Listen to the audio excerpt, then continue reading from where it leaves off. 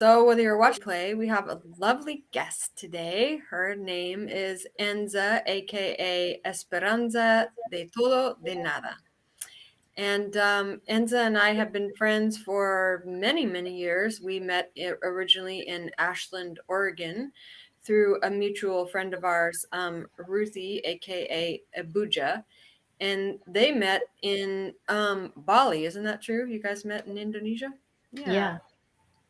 And unfortunately, Enza and I have not seen each other physically one on one in many, many years, but we've continued to stay connected.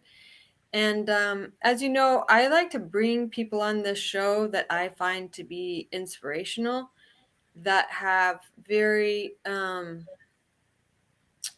are very unique, but also have very unique ways of evolving themselves. And uh, I've certainly witnessed you, Enza, doing a lot of self exploration. I've been following you more closely for I feel like the past 3 or 4 years, and Mm. you've really been going for it in the growth sector, and it's been awe inspiring to witness.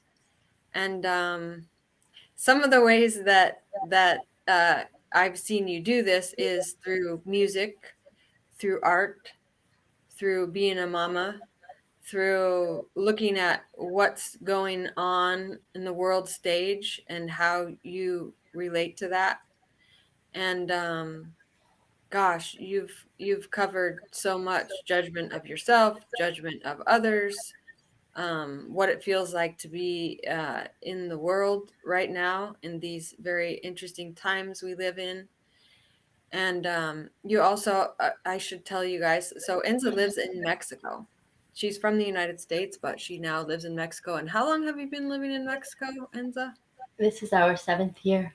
And when I Wow. say our, I speak of my son who is 14.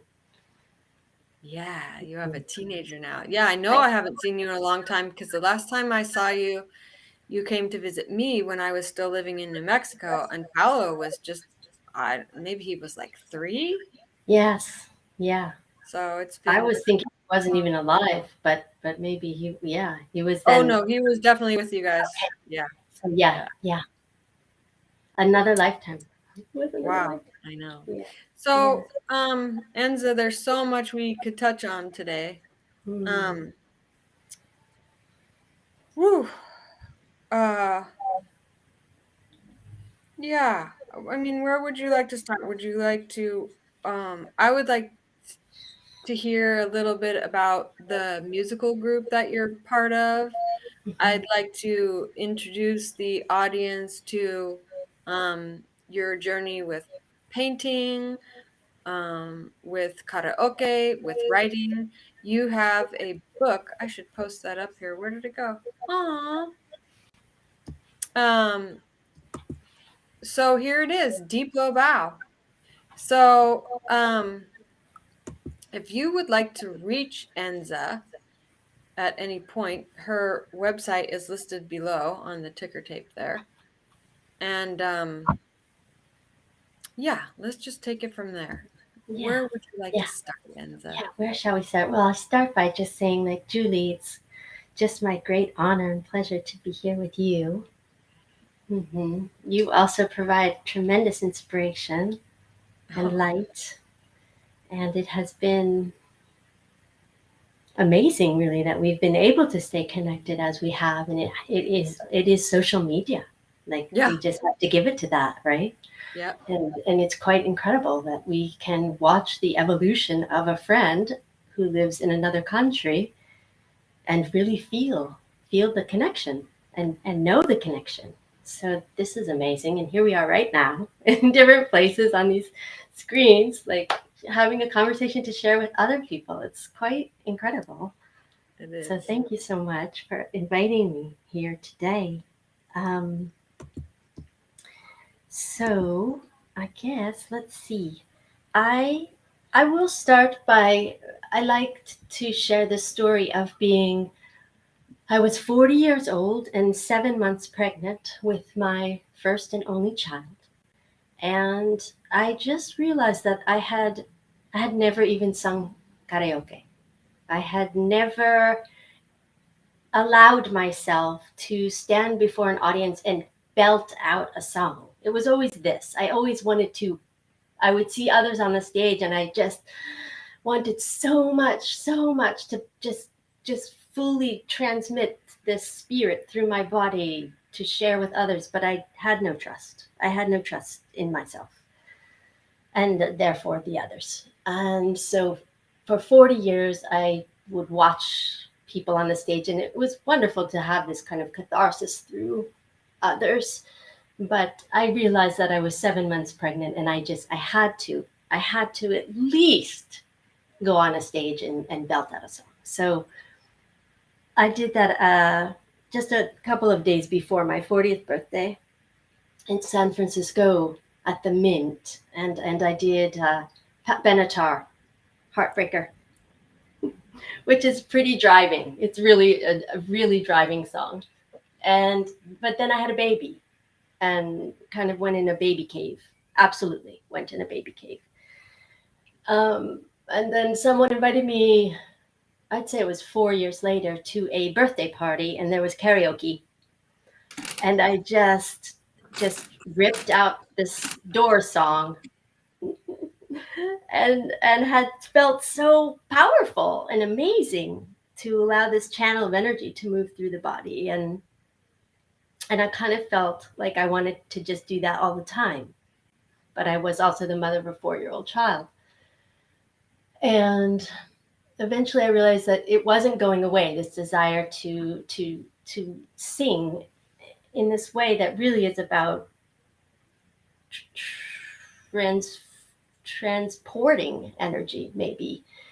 And then I realized also that there were a lot of people who were afraid to sing in front of other people, and that there were a lot of people who, like me, were still afraid to go up on the stage and be seen. Be seen. There were stories of people being in the chorus at school, and a teacher telling them maybe to just mouth it, like, don't you sing.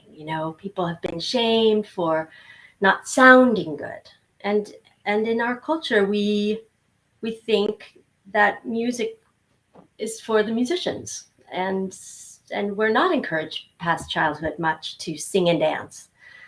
We can find that spirit, and we can find others, and we can feed this spirit, but it's just not a normal part of life. When people pass us on the street singing, it feels great. It's not that common. That in Mexico, actually, there's more singing, I feel, in the day to day. So that's sort of where my story starts, in terms of recognizing a need to speak just about this falsehood of music being for professionals, and that you might speak to someone and they say, oh, I'd love to do music, but I don't know how. I don't know how to play something. I don't know how. And it's like, we all know how. We all know how to beat a drum. We all know how to hum. We all know how to feel an emotion in our body, and allow a voice to express what it is. And this is a primal part of being human, is rhythm and the voice. And so I felt like a lot of sort of therapists and people who teach others, they're often just one beat ahead of those that they sort of try to guide. And so I thought there needed to be a karaoke empowerment therapy. And I did a Kickstart campaign to generate money to get the equipment needed to host karaoke events. And in my village, a small village at the time in Vermont, I started to have super karaoke, SOUPER, on Sunday afternoon, so that families could come, and mothers and fathers who have children could come. We're not going to go out to a bar and sing karaoke, but we We could come to the community center and we could share soup and tea and cake and put feather boas on and big sunglasses and hats and sing and play. So this is kind of how it started for me. And now today it's many, this is maybe 10 years later. Now I have been doing open stage parties in my home and open jams. But the open stage party is really wanting to encourage others to come and perform, especially those who've never done it, and especially those who wish they could do it. So, really creating and holding space and providing instruments, a drum set and a bass and guitar and percussive instruments and a keyboard, and then having a meal, sharing a meal together and coming together. And I I don't know how many I've done. It's been in the past couple of years here, but truly each time I do, I receive a message from someone, at least one person saying, wow, that was amazing. I've never ever done this. I never played music with other people. I never sang in a group that way. And they come back. Do people read So poetry as well? yes, exactly. That's why I call it open stage. Yes, absolutely. And then maybe somebody might get up and dance the poem. So really, just this sort of salon style of intimacy and seeing each other in a way, in a whole way. We're not in a bar. We're not talking. We're not eating. We're really feeling the others and creating this stage for them to be there. And of course, there are people who are very talented who come. Always, you know. And I myself, Do they encourage the people, the ones who are more talented, do they encourage the people who are um, just beginning to explore? yes, this is the foundation is this. And um, so then we also do open jam parties, and that's just a different thing. And I've found in the open jam parties that I have had more trouble myself trusting myself in the open jam, because I then depend on those who have skills. Those who have the skills, I look to them to lead and guide the momentum of the jam and the flavors of the jam. And I noticed that about myself, that how come I can't go and just play some chords and see what happens, that I rely on these other people. So always evolving myself as well, but to create the space for others, it feels, I can see that it is a sort of a gift to community. Hmm. That's beautiful.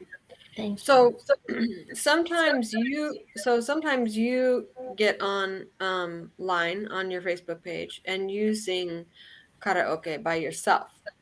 And that's always really fun. Thank you. Um, and is it okay to if people watch this now or on the replay and decide they want to start following you, can I tell them how to find you on Facebook?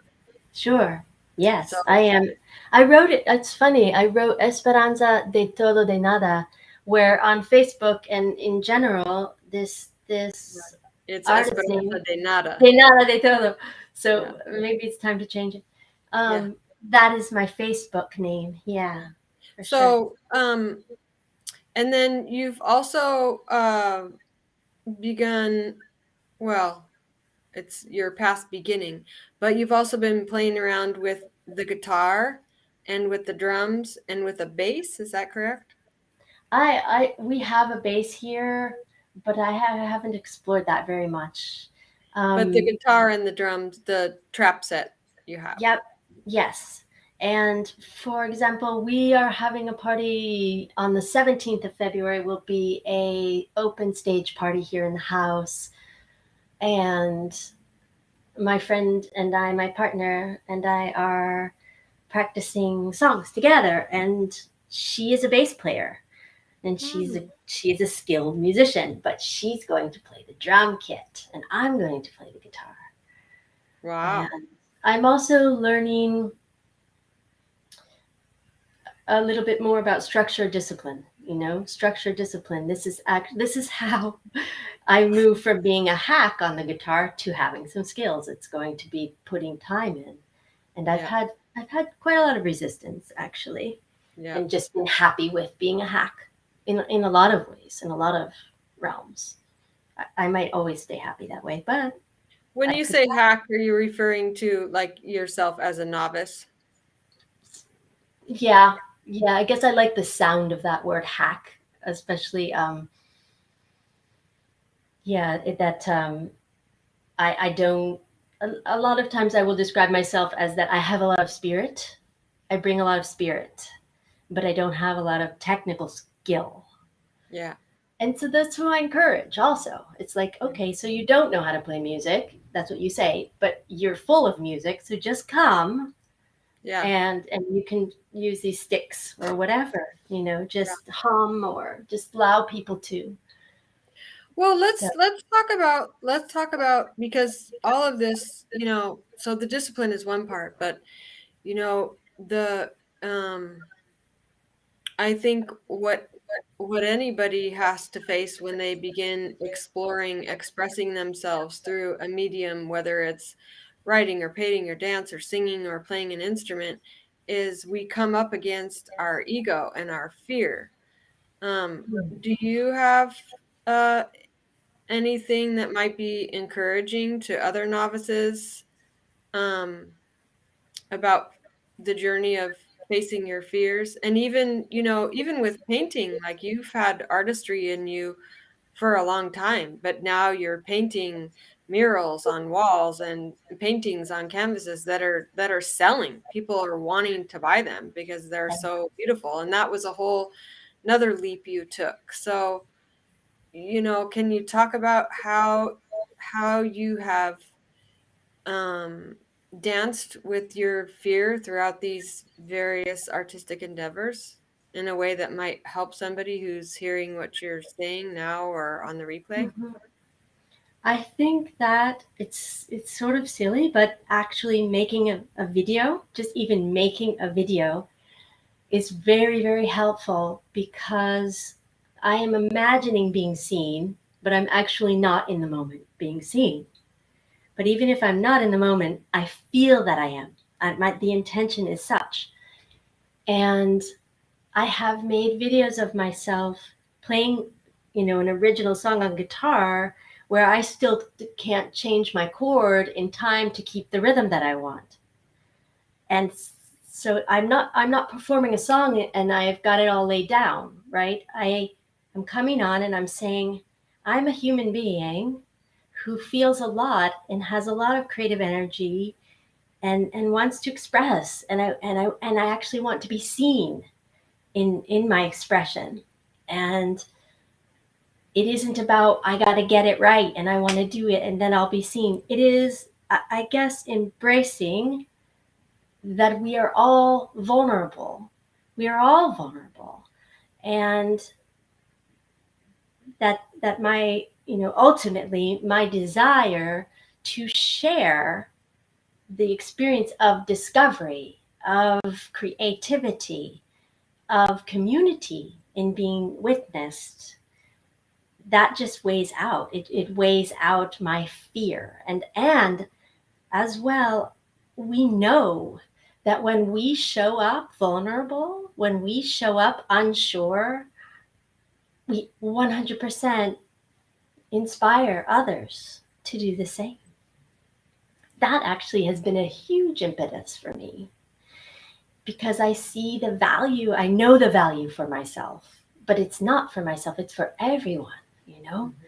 And so I don't know that that helps someone else because that's really my own perspective. And so I have my unique inspirations and such. So, in terms of thinking about somebody who wants to also like break through the fear to show up, to be seen, Mhm.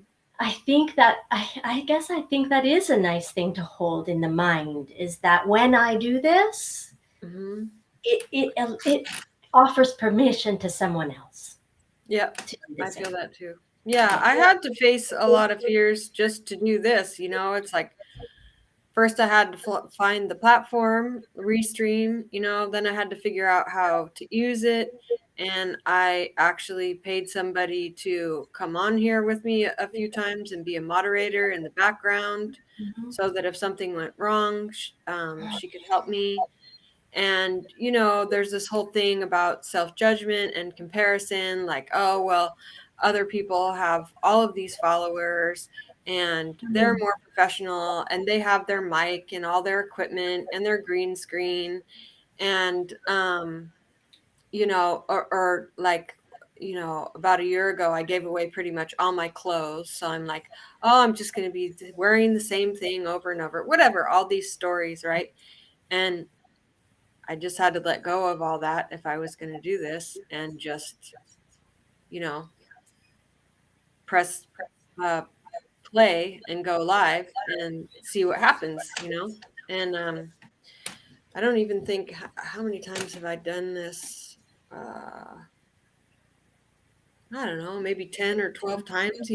I'm still totally a novice myself. And, then I, was talking to my mentor, Kevin, about this. And it's like, well, I just don't feel it has enough traction. And I'm also writing a blog right now too, and I was like, oh, well, people aren't really participating on the Creators of New Earth Facebook page. And I don't feel very many people are watching these lives. And I don't feel, very many people are writing my blogs. And he's like, well, but it's really not about that. It's about doing something long term and being dedicated to it, which is where that discipline comes in, right? It's like, so I've always loved to write. So I'm writing a blog, and I saw somebody else doing this on Sology, just bringing on people that he'd never met before or people he'd known a long time who also had their own fears about coming on live and just having conversations and see where it went. And he's been doing it for a decade now and he's inspired a lot of people, and a lot of these people have now become friends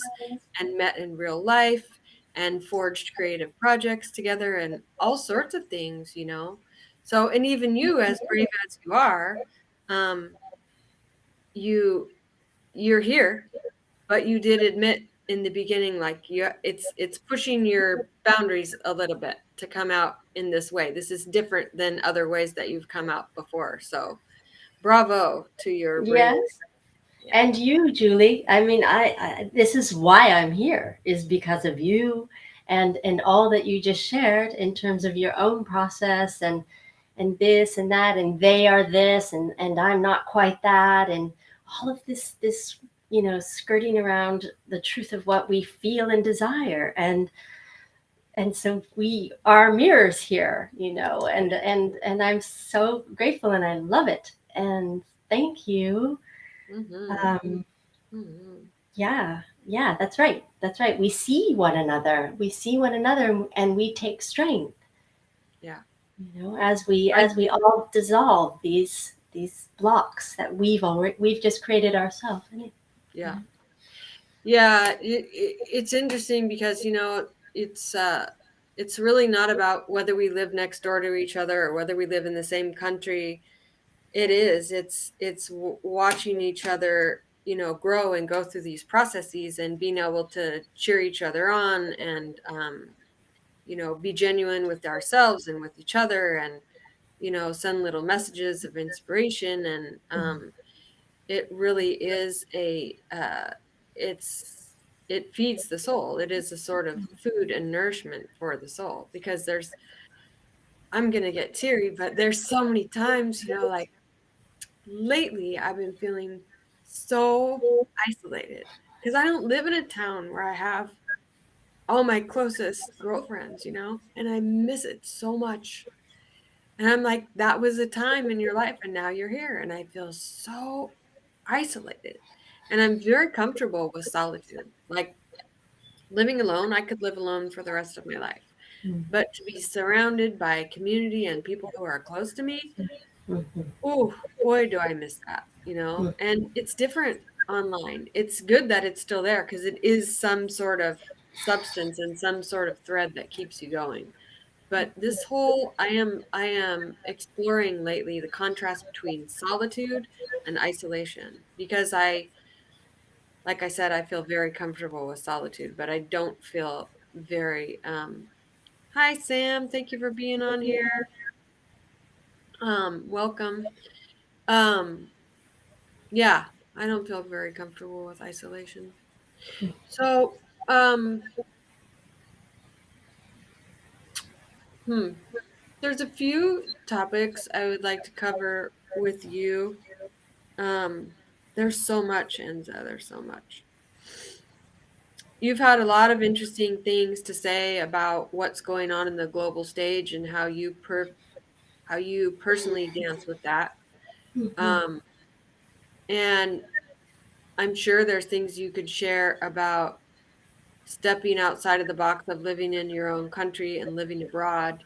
And then you've recently done something very new, which is you've engaged in a romantic relationship after having been single for a very long time. And that's growing you too. And you're getting to have a lot of, oh, you're welcome, Sam. Thank you for commenting about the isolation.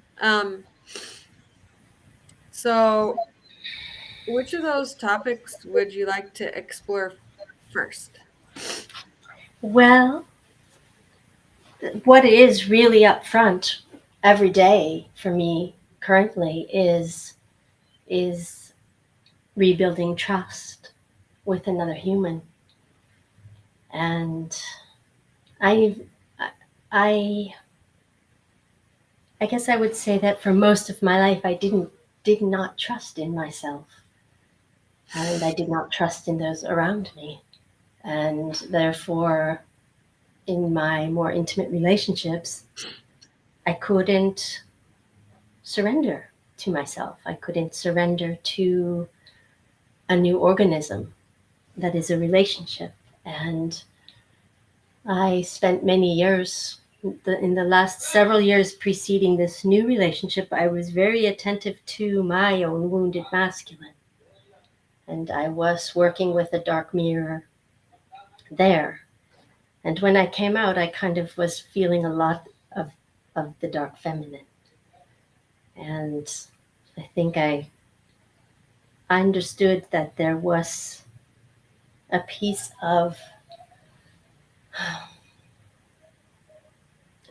my receptive being, my yes, my passive being that wanted more voice. And I had a lots of ideas about being in relation with a human, and I really did expect that I would meet a man my age. You know, I am perimenopause. I am 54 years old. I am entering this different phase. You know, this maiden phase is closing, and so right, I wanted a man my age so that we could relate together to this aging piece, Mm. and Can I, instead, Enza? I don't want to break your stride, but I don't want to miss out on this important piece either. So the instead is very juicy. Let's hold yeah, that for a moment. Um, I think there are many people watching this, um, whether it's now or later, uh, who, when we say the dark masculine or the dark feminine, something might come up in every single person's head about what that means. And so, before we go on to what did show up instead of a man your age, um, can we can you tell us what dark masculine means for you and what dark feminine means for you? yeah, yes, and so okay, I would like when I speak it, it is it is a lens that I'm witnessing myself. I'm witnessing my dark feminine. So that's, you know, and what I realize is actually kind of why I segued out from that is because that is not directly playing into the new relationship. It isn't that, oh, and now I'm doing the dark feminine work. It isn't this clean and cut and dry. Um, so I didn't want it to seem like I was saying this, like, oh, and now I've met someone and I'm working, Yeah. this isn't not what I meant to imply. Yeah. But I would like to speak about what those pieces are, because yes, it's a continuation of integrating these aspects of self. And for me, with the dark side of the feminine, I would probably put manipulation really high up on that list. This is a way that, and everyone has these energies. This isn't about being a woman or being a man. These are aspects of who we are. We hold masculine energy, we hold feminine energy, and then we hold the higher expressions, and then we hold the shadow expressions. All of us, all of it. And so I I am a shadow diver. This is how I live. It is, I'm always talking about these things because I want to heal, and I want to have courage, and I want to be real with myself, most importantly, because then I can be real with you. And so I would just assume expose my own hypocrisy before someone else show that to me. And I think that I I right now I'm recognizing in myself that a lot of times I have wanted to have control, and tried to control situations, and yet at the same time I have needed someone else to lead me somewhere.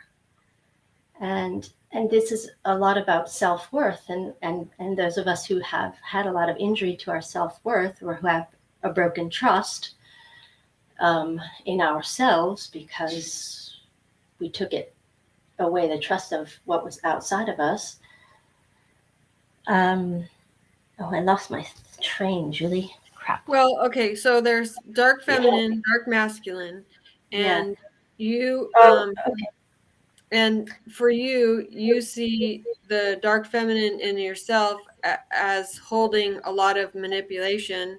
And what I'm hearing is that the manipulation and control is so in order that you can feel safe, because ultimately you're not trusting. So what you're Right. doing Right. is you're working on looking at the shadow, looking at the manipulation and the control as a means of transforming that pattern so that you can feel safe, so that you can express your most authentic self.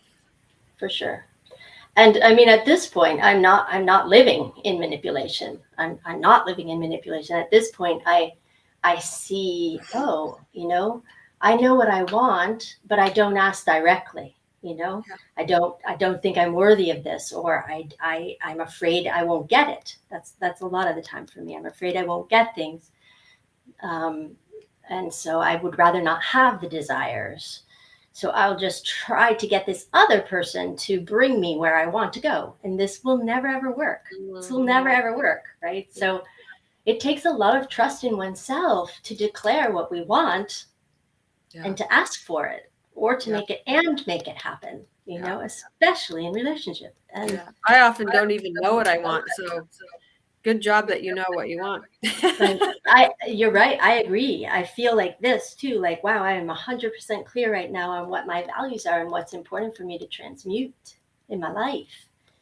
And I have to lead myself there. I have to. Only I can lead myself there.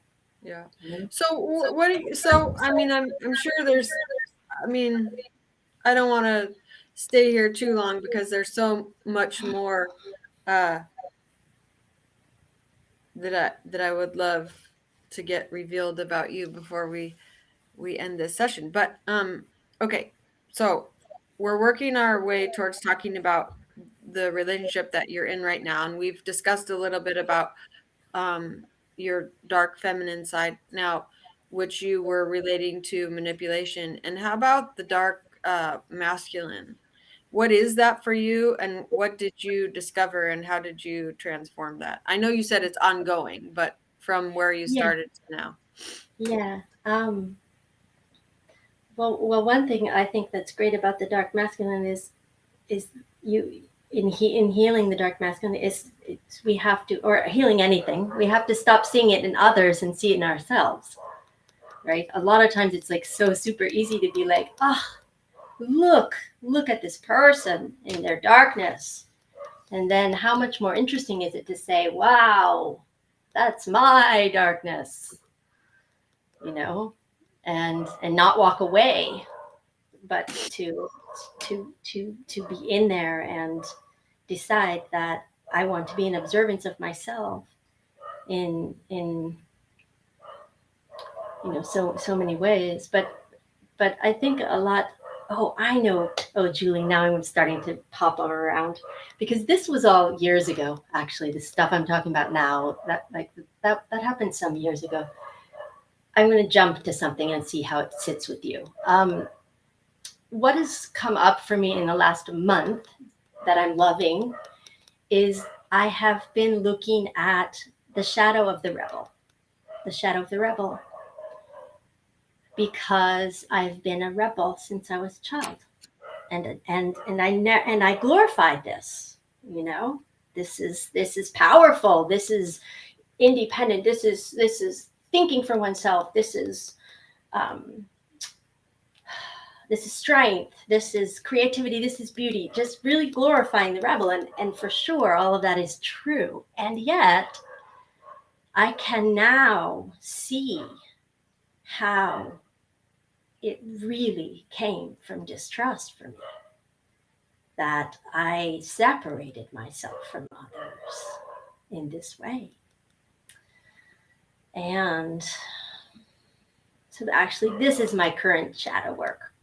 Is this dive into the shadow of the rebel, because and how interesting it is that we can idealize things and justify things, so easily. So what is the shadow of the rebel in yourself? Like if you had to give it a name. Fear. It's fear. Yeah, it's hiding. I'm hiding. Like, look at me. But really, don't look at me. Don't look at me. Don't look at me. Look at me. Look at I'm not sure which ways I'm supposed to be. Yeah. But there's this bullshit. There's a bullshit piece to it for myself. That is like, yeah, that I just feel really good to laugh at. Ultimately, we have to laugh at ourselves, and then we can integrate this.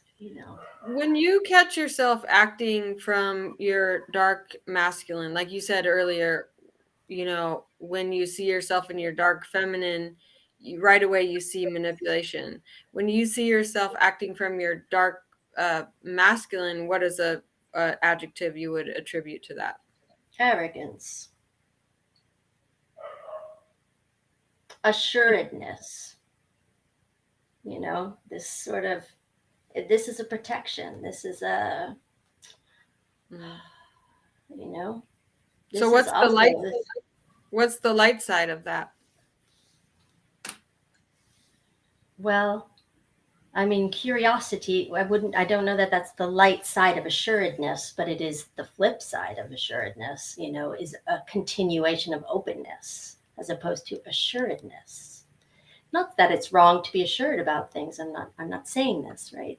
When I say that word, I say it in this way that has an edge to it, you know. And ultimately the edge is also, this is part of shadow as well, is when we carry a charge that is this edge that cuts us, and how that can be glorified too, you know. Mm-hmm. People a lot of times, in Get what into I've seen, martyrdom. yes, and we've seen this happen now. We're seeing it happen now, even with awake people who are pointing over there at the sheep. This is the same thing in terms of separation. This is not, you know, we so We've much need all to have done it. compassion for everybody and everybody at their stage that they're at. You know, Mhm. manipulation was just one tiny flavor also of that wounded feminine. I Oh, just I was know. like, That's just yeah, where you went, so that's all I yeah, had to grab yeah. of. But Because I so, realized, like, yeah. um, you realize what? I want to know what you realize. Oh, you realize there's many components. Yeah. No, I guess I realized, like, from that manipulation, I can see how it goes into this current place where I am now, where I'm not in manipulation. I'm not using manipulation, and therefore I have to lead myself. You know, I have to make happen what I value, that I want, that's important to Yeah. me. I So can't.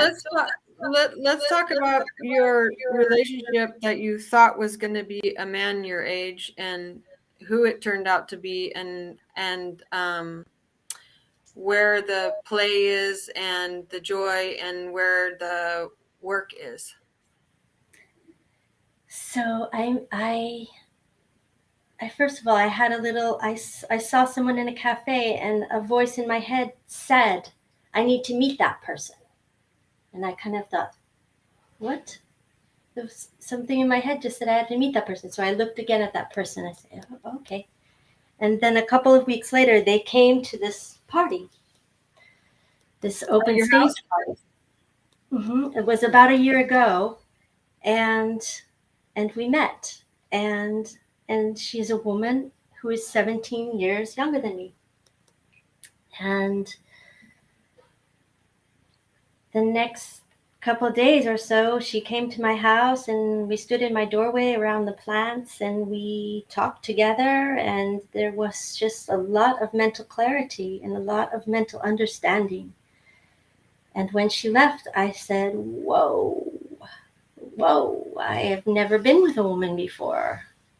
And I just was feeling something absolutely exciting and beautiful and interesting.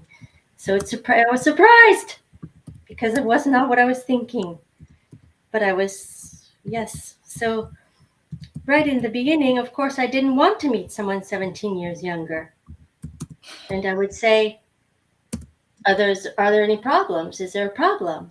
And the other voice would say, no. And then I would say, then just stay open. Then just stay open.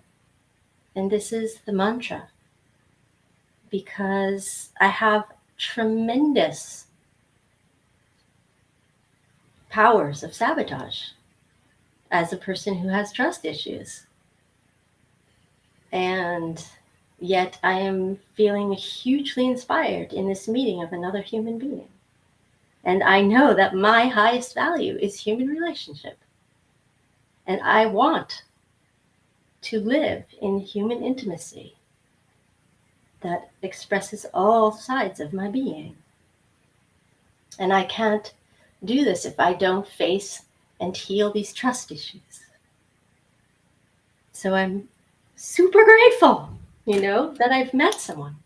And I don't know, Julie, it's just incredible. Sometimes it's absolutely exhausting to witness yourself in your shit over and over every day.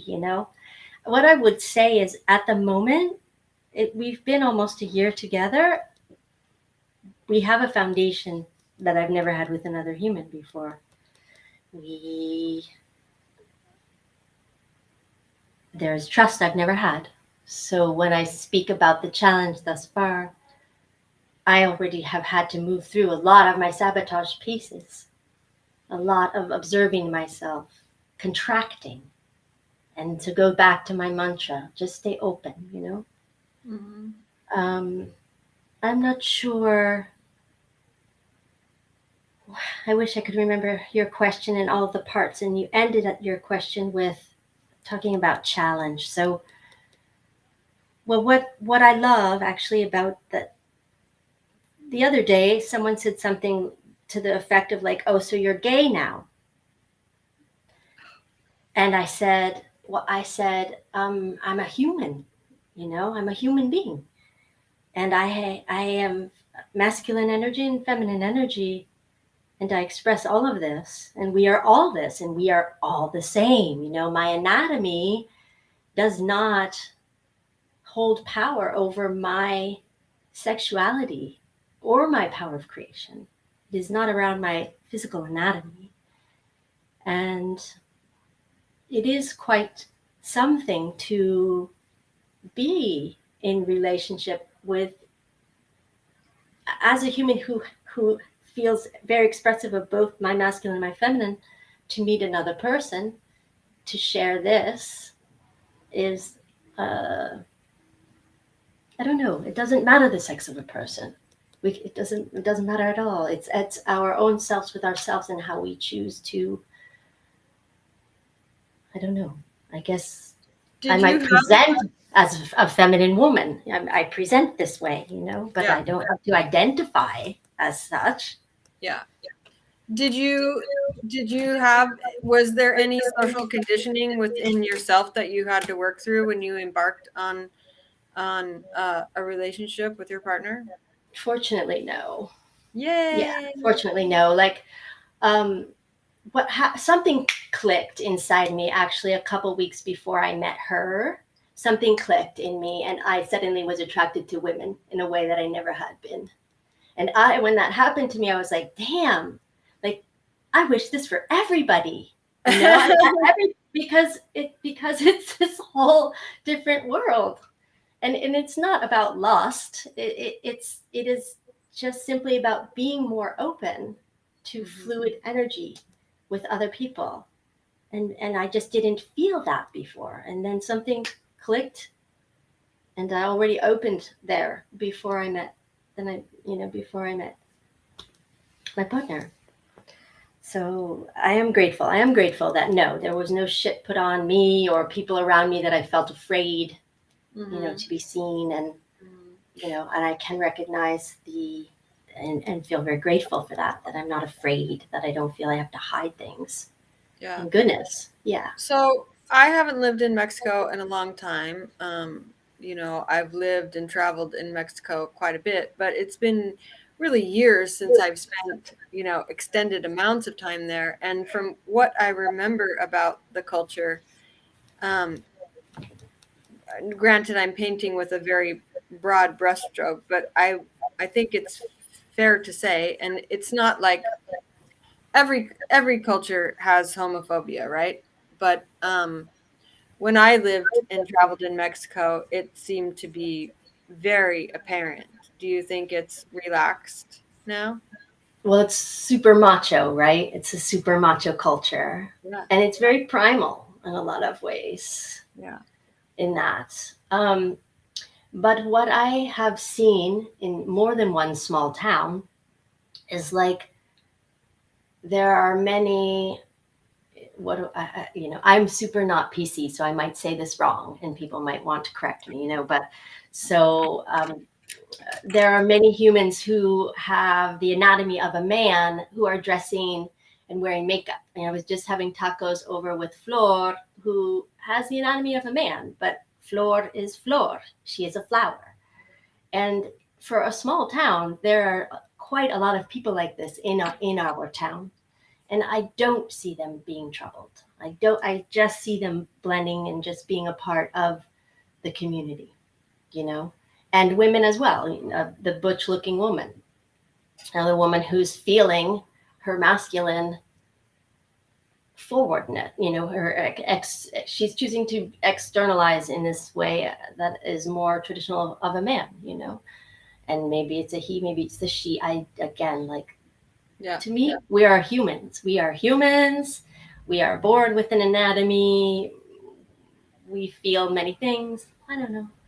But so I would say that I had moments, Julie, where I wondered, like, will my neighbors upstairs think something different about me now? I did think these things and wonder. Um, but I haven't had any experiences like that at all, like none. And recently, like a local surfer guy that I know from the beach, he's like, oh, you have a girlfriend now. You have a girlfriend. Like, he thinks it's funny. He can't imagine like what we might do. This is where he's coming from. And I said, dude, it's energy. We're just energy, all of us. Like, does not matter what shape you are. And Yeah. you know. So, um, yeah, I'm ultimately filled with gratitude to have this special human in my life to continue to heal my heart. And I do feel that when we do this work, it does not just affect me at all. It is a ripple. It is absolutely a part of healing for our collective. When I heal my trust issues and I allow myself to be loved and seen, and I look deeply into the eyes of another human with trust and love, this is not just mine and hers. This is our healing. So I love to have this role. Awesome. Thank you. Yeah. I do have So, band practice today. I do have the big band practice. well, tell us about it. Today it's 3 o'clock here. Okay, so yeah, today at 4 o'clock. This is the Oh, Batala band that I don't know. This is a Afro samba reggae drum band that exists all over the world, an international band. It's in 46 different cities around the world. I know they have in San Francisco and New York and Dallas or Houston. I know. Anyway, all around. and can you Batala, say the name again? Batala, yeah. Batala. Um, the nice thing about Batala, and this is that we almost all of us never played drums before. Never. And we've been playing. It's very possible that we have played 4 years together now, I think, but it could be 5. I think it's 4. I think we've been playing for 4 years, and we have a core of people who've been from the beginning, and then new people coming in. But it really is everybody plays of all the bands around the world of the 47 groups. We all play the same songs and do the same choreography. So if I went to Paris, I could go to practice, and then if they had a show, I could play in the show, and I would know all the songs. It's all hand signals. The directors are everything is just silent and signals. We have 4 different types of drums, so it's great because it fits these different personalities of people when you get matched up with your drum. And it is about spreading joy also. It really it's I first heard the band the first time they played because I didn't join. They had been together about 3 weeks, and then I joined. We had a large march in town that was wanting to stop a project on the beach, a big development project of condominiums, which had really taken away public beach and gone into turtle territory. And they had done so just by putting money in the pockets of the people that would sign the papers. And so their project has gone. So there was this huge march, and Batala led the march, the drummers. And for me, I was just in the march, not in the band. They made it so powerful and really just brought this unification to a mass of people. And it felt very, like I said, powerful and also grounding in this rhythm of just bass of drum. Yeah. And it is in our DNA to play these drums. We just so anybody could join Batala. That is so beautiful. Yeah, yeah. So, okay, Mm. I want to cover two more things. How long does it take you to get to practice from your house? Today we're practicing on the beach. Today I can ride my bike to the beach. It will take me 20 minutes. Okay. All right. Yeah, yeah. Well, At 4. It's at 4. So we're good. okay. Um, so every step of your journey of motherhood from birth till now, you know, the ages look different. What you're going through looks different. Your relationship changes and grows. Now you've got a teenager on your hands. You love your son. Over the years, you have expressed your challenges as a mother, and you two sometimes butting heads, and you've also expressed that you feel it is such an honor and that he is such a wise and fun spirit, and you're so happy to be his mama. And so, what does it look like being his mama at age 14? And also, uh, how do you feel Paulo's development has been different than if he were to be raised in the United States alone? Right. So I I will mean, first say, not alone without you, but the United States, as, as period, a person instead of. coming here, yeah, absolutely. Well, I would just number one say that actually our move to Mexico has been the best move of my life. Indeed. I really still feel this. Like, I am so, so, so grateful to be living in this small town on the beach in a warm and beautiful place that is disproportionately full of artists, musicians, and healers. Like, this is fabulous. And my son, his father, and I are not a couple, but we have committed to our family. So he has his father and his grandmother. My mother is here and myself. And he speaks French and English and Spanish because his father is French. And I mean, COVID happened up there. So I'm so, so grateful that my son got to be in this town where we have had so much more ease and freedom in that. Because I just the other day spoke with a woman who I hadn't seen, whose family had moved from here back to the US. Oof. Her daughter is a senior in high school. Her name is Summer. Oops. And, and I was told that she went into a deep depression. And this is COVID. This was COVID. And it just broke my heart to hear that. So that's off the track a little bit. But um, my mothering and the 14-year-old.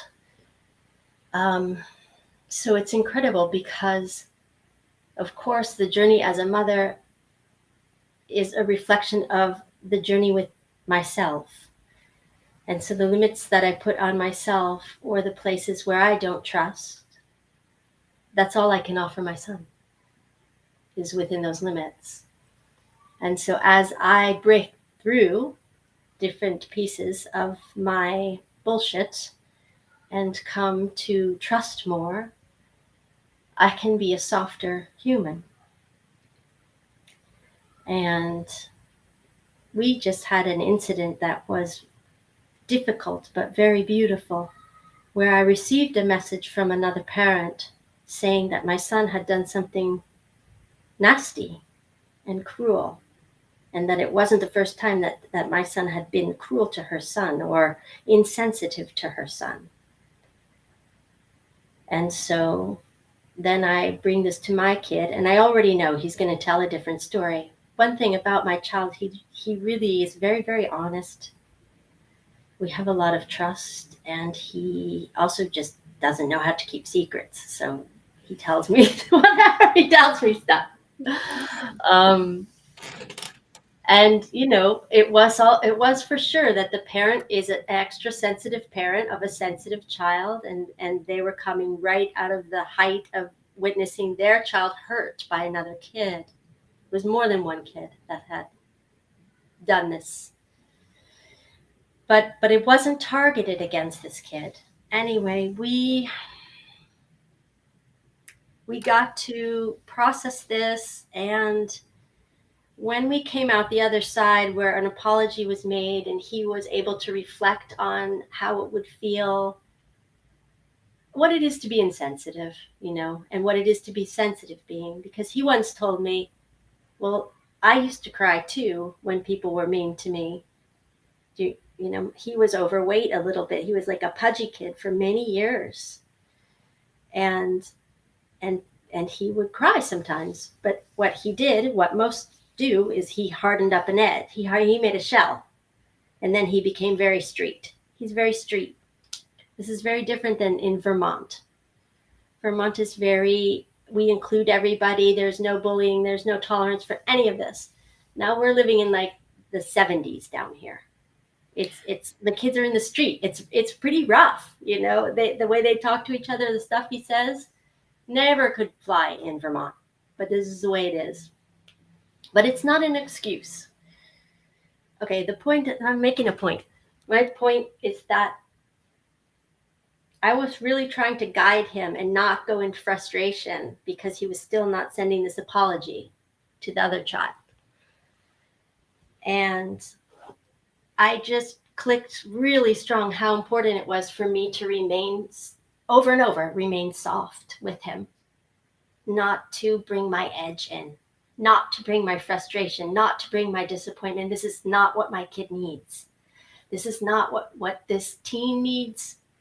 You know, I think actually now in these teenage years where they bring their edge in, it feels almost even, it's not more important. It just feels really important that I lose my edge, lose more of my edge here. And how grateful I am in these other dissolves within my own self that it's happening naturally. Like, I guess I could even say, finally, finally. My kid might be big, finally. Yes. His father is quite soft, but then his father cracks. And So I have, did it resolve? Did yeah, he it did apologize? resolve. Yep, he did apologize.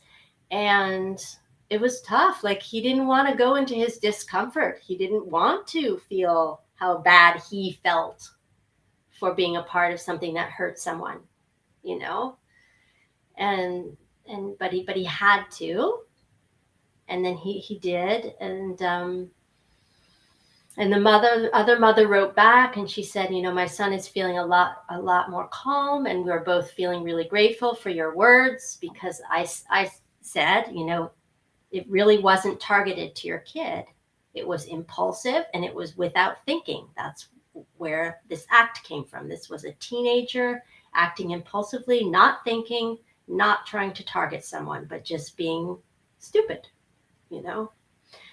And I said, and I'm very sorry it happened, and my son feels very badly it happened, but I want to acknowledge that your son was hurt. Even if it wasn't meant to be, your son was still hurt, you know, and I'm sorry. So I feel like, yeah, this is just life all the time, right? All the time we have these things, and then we have to be uncomfortable, and then we have to be more real with ourselves and one another. And then we come out and we're stronger and we're more connected.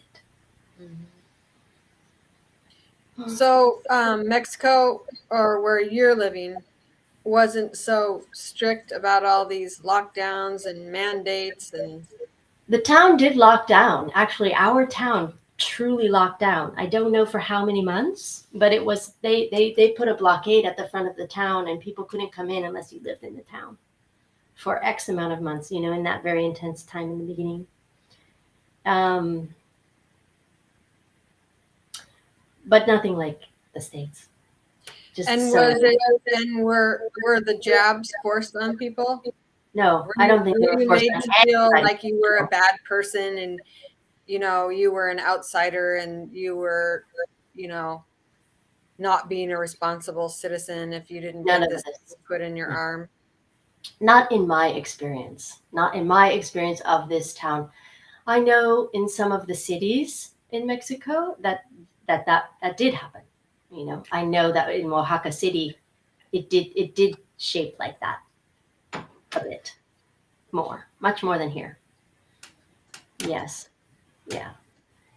And I saw somebody riding a bike today wearing a mask. Mm, Still see this in these very random ways. Also, yeah. no, it was a very different experience. I'm very grateful, and we could also, Julie, we could get these protocols. You know, we could get these. We could get um, ivermectin. We could get, what was the Yeah. first one? Hydroxychloroquine. We could, Yeah. you know, there were, you know, I really You was. sent me ivermectin in the mail. That's right. That's right.